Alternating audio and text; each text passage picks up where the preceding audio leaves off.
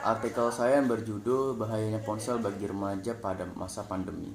Di era modern ini, saat ini perkembangan teknologi sangatlah berkembang, terutama teknologi komunikasi yaitu handphone. Hampir semua remaja pada saat ini menggunakan telepon seluler atau ponsel. Tapi, apakah mereka tahu bahaya ponsel saat ini apalagi pada masa pandemi COVID-19? Berbagai pertanyaan banyak dilontarkan dari berbagai pihak. Apakah dampak negatif dari bahaya penggunaan handphone? Dan para orang tua juga mempertanyakan yang berkaitan dengan permasalahan ini seperti bagaimana cara orang tua menghentikan anak remajanya supaya bisa membatasi penggunaan handphone yang sudah berkecanduan. Lalu, informasi yang sudah saya dapat, menurut Dr. Budi Setrio mengenai radiasi pada handphone, menurutnya 84% pengguna gadget di dunia pada tahun 2020 dan mereka dapat menghabiskan waktunya untuk bermain gadget selama 2,6 sampai 4 jam per hari. Wow, bukan waktu yang sebentar jika digunakan untuk hal yang positif. Lalu informasi yang kedua, menurut Official Net News, bermain gadget dapat mengganggu gangguan kejiwaan seseorang baru yang bernama gaming disorder yang mengakibatkan pasiennya tidak bisa menghentikan gerakan jarinya yang seolah-olah sedang bermain game.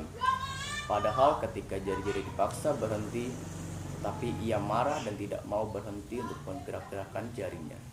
Lalu kemudian para ahli juga berspekulasi tentang bahayanya ponsel dengan mengatakan, menurut dokter spesialis kesehatan jiwa anak dan remaja dari Rumah Sakit Jiwa RSJ Provinsi Jawa Barat, Dr. Lina Budianti, mengatakan ada 11 gejala bagi anak yang mengalami kecanduan gadget dalam Diagnostic and Statistical Manual of Mental Disorder DSM-V.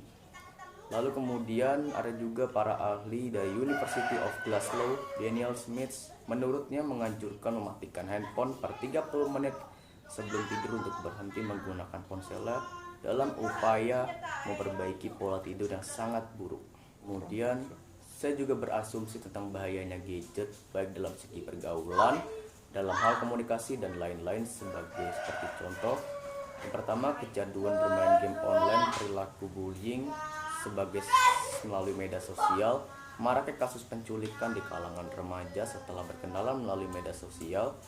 Yang kedua, jika dilihat dari pandangan lain, handphone juga banyak memberikan dampak positif dengan informasi di dalamnya.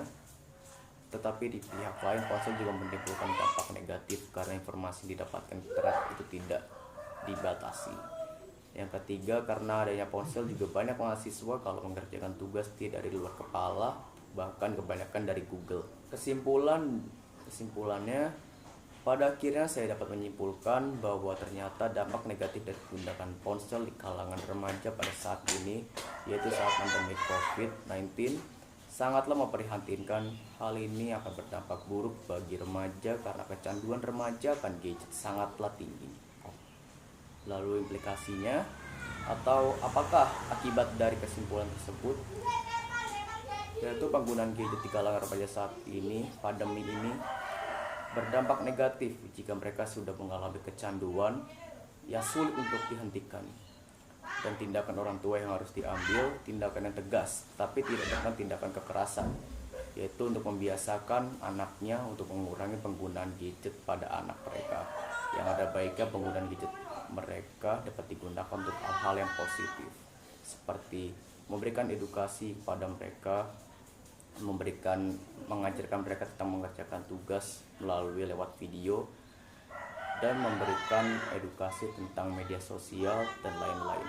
Lalu saya menulis artikel ini berdasarkan pikiran yang berdasarkan pengalaman lingkungan di lingkungan sekitar saya, juga bersumber dari media-media platform, dan juga status saya sebagai mahasiswa FKIK di Universitas Kristen Satya Wacana.